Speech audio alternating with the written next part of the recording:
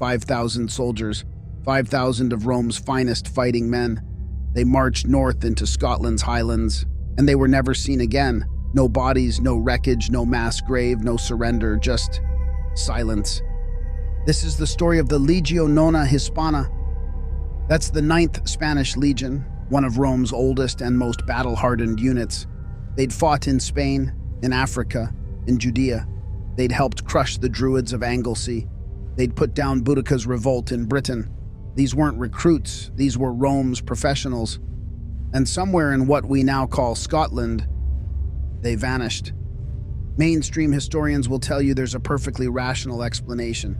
They'll say the 9th was transferred, reassigned, maybe beaten in battle somewhere else entirely.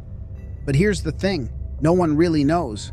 Because after a certain point, the 9th Legion simply stops appearing in Roman records. No disbanding order, no medal ceremony, no mention of survivors. They walked into Caledonia, and history lost them. So today, we ask the question that textbooks won't. What really happened to the 9th Legion? Was it a military defeat, a political cover-up? Or did 5,000 Roman soldiers march into a place the ancient Celts called a thin place, a boundary between this world and another, and simply never come back? Stay with us, because this story is stranger than any textbook will tell you.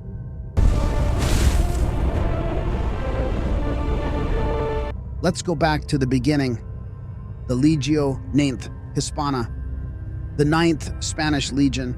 They were one of the original legions of the Roman Republic. That means they'd been fighting for Rome for over a century before any of this happened. By the time our story takes place in around 117 AD, they were stationed in northern Britain. Their headquarters was a fortress called Eboracum. You probably know it by its modern name, York. The 9th Legion was big.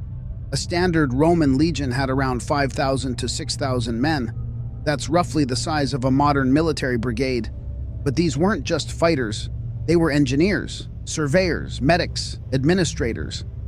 A Roman legion was a self-sufficient war machine. They could build roads, fortifications, siege weapons. They could make camp in under an hour, a fortified camp with walls, ditches, and watchtowers. They were, in every sense, Rome's boots on the ground. The 9th had history. In 61 AD, they were nearly wiped out. The British queen, Boudica, she led a massive revolt against Roman rule. Her forces were enormous. Ancient sources say hundreds of thousands of warriors. She burned 3 Roman cities to the ground. London was one of them, and the 9th Legion marched south to stop her. They didn't make it. Boudica's forces ambushed them before they could link up with the main Roman army. The 9th suffered catastrophic losses. Their commander barely escaped with his cavalry. The infantry, most of them, died.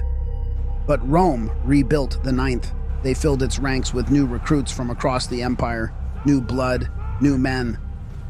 By the time of our story, and 50 years later, the 9th was whole again, stationed in York, guarding Rome's northern frontier in Britain, and that frontier was a problem. North of Roman Britain was Caledonia. That's the old Latin name for what is now Scotland. And Rome never fully conquered it. They tried. Several times, Julius Agricola led a campaign deep into Caledonian territory in the 70s and 80s AD. He won battles, he built forts, but he never held the land. The Caledonians, the tribes who lived there, kept fighting back. They weren't like other enemies Rome had faced. They didn't fight in neat formations. They didn't build cities Rome could capture. They melted into the hills and forests. They struck at night. They vanished when Roman forces pushed forward. Sound familiar? The Romans called the northern tribes Caledones, or sometimes Picti. That second word, Picti, is where the name Picts comes from. It's a Latin word. It means painted people. The Romans named them that because of what they did to their bodies.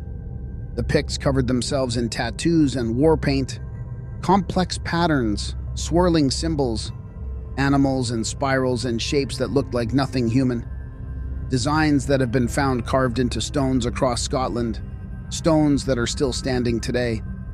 The Picts left no written language, no books, no scrolls, no records, just those stones and that silence. That complete absence of written Pictish history is one of the most unsettling things about them, because it means almost everything we know about the Picts comes from their enemies, the Romans, the later Scots, the Irish monks.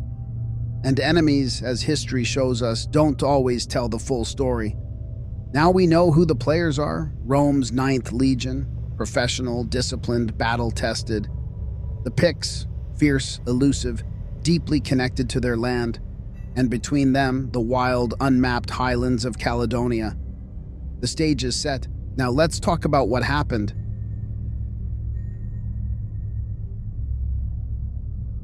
Here is the plain historical fact. The last confirmed record of the Ninth Legion operating in Britain is from around 108 AD. That's when they helped build the new stone headquarters at York. We know this because the foundation stone bears their name: Legio Naim Hispana, carved right into the rock. After that, silence. They vanished from the official Roman military records. No transfer order, no posting to another province, no record of disbanding, just absence. Now, absence in Roman records isn't automatically suspicious. Roman records were imperfect. Many documents haven't survived 2,000 years.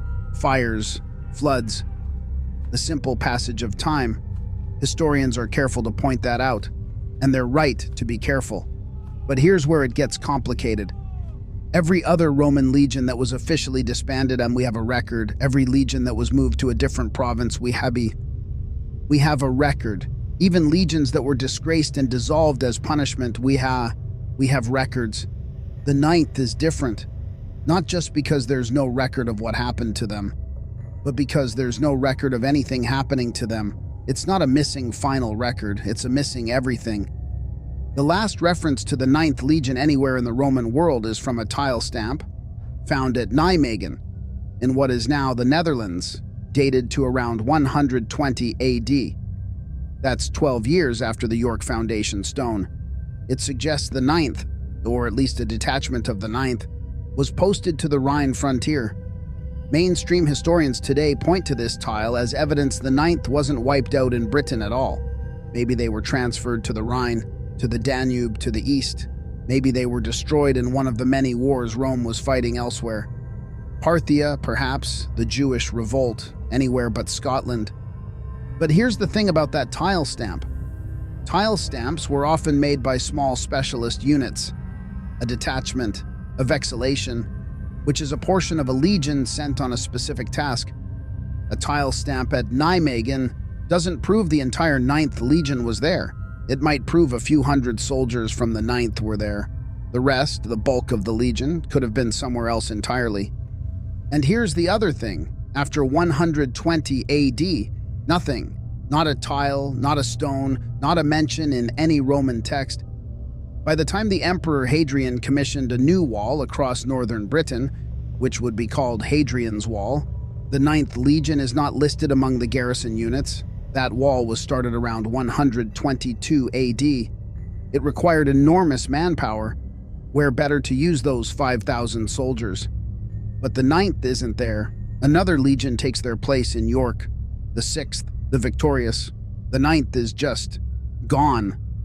Now, just to be fair, and we have to be fair here, this absence from Hadrian's Wall doesn't mean the Ninth was destroyed. Rome moved legions constantly. They could have been posted to the Danube, to the east. We have no proof they were in Scotland at all during this critical period. The standard view is the Ninth was destroyed somewhere in the empire, but we don't know where, and the evidence doesn't point specifically to Scotland. That's the mainstream position, and it's a reasonable one. But some historians, and a lot of theorists, look at the timeline differently. They look at what was happening in northern Britain during that exact window, and they find something very interesting. Around 117 AD, the year the Emperor Trajan died and Hadrian took over, something went badly wrong in northern Britain. Ancient sources describe barbarian incursions. They describe Roman forts being overrun. They describe the northern frontier collapsing. One ancient source says that the Britons, meaning the people of the unconquered north, could not be kept under Roman control. Another says the situation was so bad it was throwing Britain into disorder. What if, and this is the question theorists ask, what if the Ninth Legion was sent north to deal with that crisis? What if they were sent into Caledonia? And what if they didn't come back? That's the question at the heart of this story. And to answer it, we need to look at every theory on the table, starting with the mainstream explanations, because every good mystery deserves a fair hearing from both sides.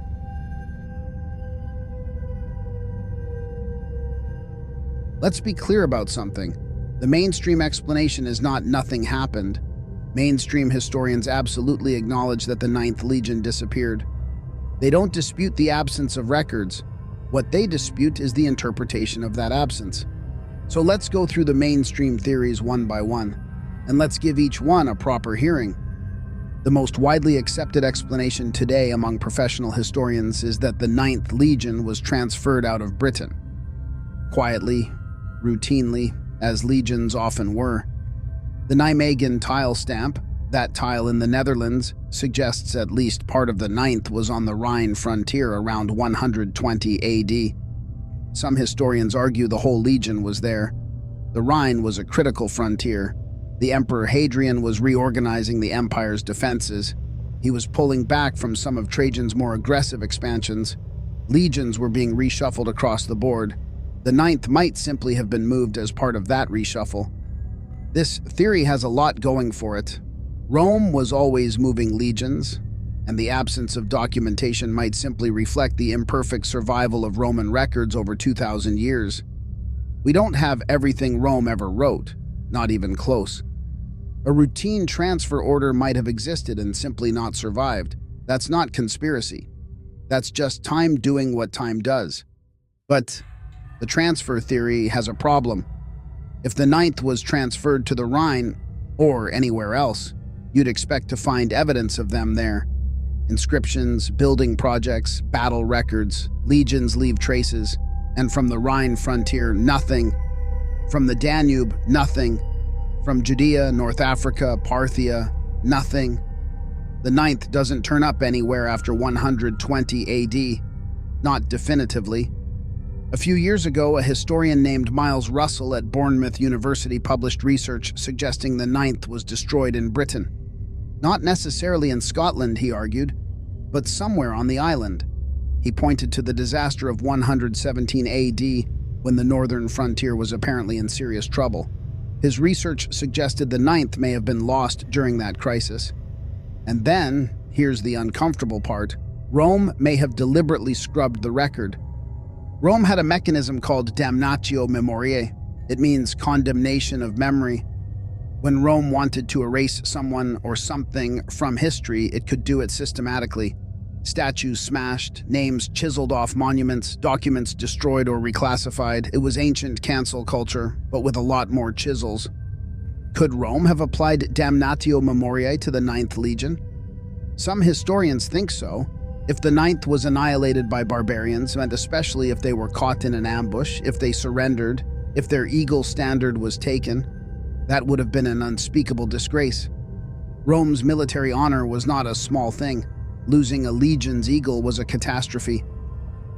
Augustus Caesar spent decades trying to recover the eagles lost when 3 legions were wiped out in the Teutoburg forest in Germany. If the Ninth was ambushed and destroyed in Caledonia, if their eagle was captured by the Picts, Rome might have chosen to simply never speak of it again. No death notice, no monument, no official report, just silence. Because the alternative, admitting that an elite Roman legion had been annihilated by face-painted warriors in Scotland's hills, was too damaging, too embarrassing, too dangerous for morale. Now, is there evidence of this cover-up? That's the problem with cover-ups. By their nature, they leave no evidence. Mainstream historians are careful here. They note that this theory is speculative. There's no smoking gun, no document saying, "We erased the Ninth." And the transfer theory remains more parsimonious, and that is simpler, requiring fewer assumptions. But the cover-up theory isn't dismissed entirely, because the circumstantial evidence is genuinely interesting. Consider this. Hadrian built his wall across northern Britain starting in 122 AD. A wall. across an entire island, coast to coast. 73 miles of stone, up to 15 feet high, with forts every mile. That's not a small project. That's not a precautionary measure. That's a panicked response. You don't build a wall like that unless something very bad happened on the other side of it. What made Hadrian decide that the answer to the northern problem was a permanent, massive fortification? Mainstream historians say it was part of his general policy of consolidating the frontier. And that's probably mostly true. But some theorists ask, what if the specific trigger was something catastrophic? What if the specific trigger was losing 5,000 soldiers?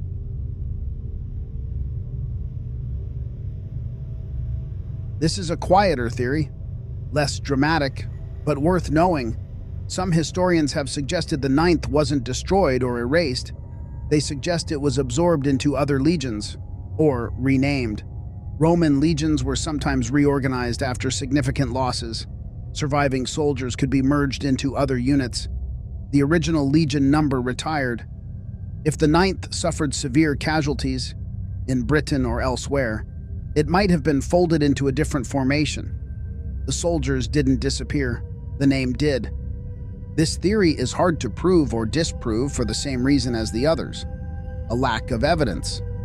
But it's worth noting that the Romans did occasionally retire legion numbers. It wasn't unheard of. The question is whether there's any positive evidence for this having happened to the ninth. And the honest answer is, not really.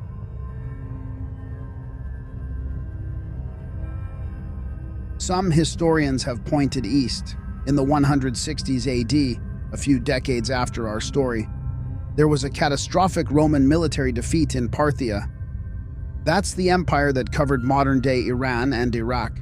Rome launched a major campaign there and got seriously mauled. Legions were destroyed. Disease swept through the survivors. Could the ninth have been transferred east and destroyed in Parthia? It's possible. The timeline is tight. We'd need to explain where the ninth was for the gap years, but it's not impossible. The problem is, again, no evidence. No Parthian sources mention capturing or destroying a Roman unit called the ninth. No Roman sources mention the ninth being in the east. We're filling gaps with possibilities. And while that's intellectually honest, it's also genuinely unsatisfying, because it might have happened somewhere, we just don't know where is not a complete answer. So there you have it, 4 mainstream theories: transfer to another province, deliberate erasure after a military disaster, absorption into other units after heavy losses, destruction in an eastern campaign. Each of them has merit, each of them has gaps, none of them can be proven conclusively. And here's what makes this remarkable. That's the mainstream position on one of Rome's most celebrated legions. 2,000 years later, we simply don't know what happened to them. Now, the mainstream views are important. They're grounding. They remind us that extraordinary claims need extraordinary evidence. But the mainstream can only take us so far, because the mainstream, by definition, works only with what it can prove. What lies beyond proof, what lies in the territory of symbol, story, and folk memory, is where theorists, historians of folklore, and Celtic scholars have been doing fascinating work. And that's where we're going next.